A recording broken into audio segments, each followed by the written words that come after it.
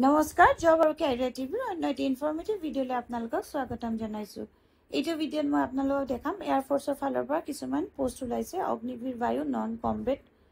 সেই পোষ্টবোৰৰ কাৰণে আপোনালোকে যদি ইণ্টাৰেষ্টেড আৰু এলিজিবল হয় তেন্তে এপ্লাই কৰি দিব পাৰিব। আৰু ইয়াৰ কাৰণে যোনটো এডুকেশ্যনেল কোৱালিফিকেশ্যন লাগিব, age limit, online date, selection process সকলোবিলাক মই আপোনালোকক এই ভিডিঅ'টোত জনাই যাম।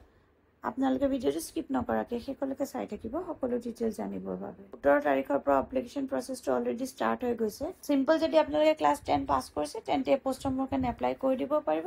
আৰু যিহেতু এপ্লিকেশ্যন প্ৰচেছটো অলৰেডি ষ্টাৰ্ট হৈ গৈছে, আপোনালোক যদি এয়াৰফ'ৰ্চৰ চাকৰি এটাৰ কাৰণে ইণ্টাৰেষ্টেড হয় তেন্তে এই পোষ্টসমূহৰ কাৰণে এপ্লাই কৰিব পাৰিব।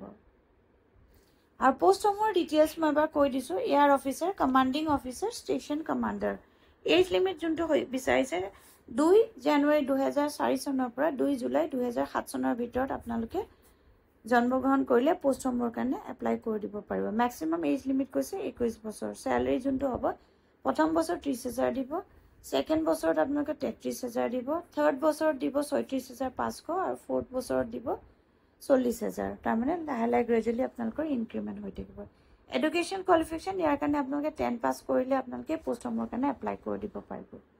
চিলেকশ্যন প্ৰচেছৰ কাৰণে ৰিটেন এক্সাম হ'ব, ষ্ট্ৰীম সুইটেবিলিটি এক্সাম হ'ব, ফিজিকেল টেষ্ট হ'ব আৰু মেডিকেল টেষ্ট হ'ব।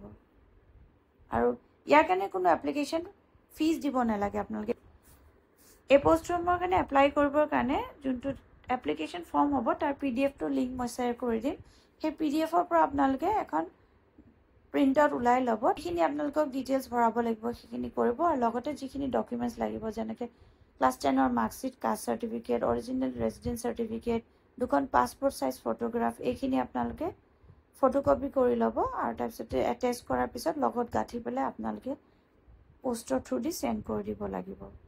এইখন মই এবাৰ খুলি দেখাই দিছোঁ আপোনালোকক, যোনখন অফিচিয়েল নটিফিকেশ্যনখন আহিছে। আৰু ইয়াত এটা কথা কৈছে, এই পোষ্টসমূহৰ কাৰণে আপোনালোকে যদি এপ্লাই কৰিবলৈ হয় তেন্তে আনমেৰিড হ'ব লাগিব। আনমেৰিড আৰু মেইল হ'ব লাগিব। ফিমেলছৰ কাৰণে এই পোষ্টসমূহ নহয়। আৰু বাকী গোটেইখিনি ডিটেইলছ মই ক'লোঁ এবাৰ, এইখিনি আপোনালোকে পঢ়ি চাই ল'ব। অসমৰ কাৰণে পষ্টিং আছে, চাবুৱাত আছে, মোহনবাৰীত আছে, মিছামাৰীত আছে, শ্বিলঙতো আছে,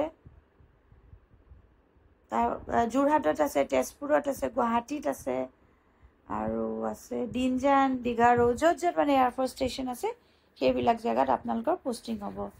চিম্পল 10 পাছ কৰিলে আপোনালোকে পোষ্টসমূহৰ কাৰণে এপ্লাই কৰি দিব পাৰিব।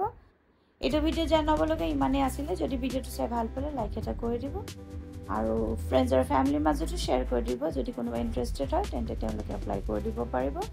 আকৌ এটা নতুন ভিডিঅ' লৈ লগ পাম। ধন্যবাদ।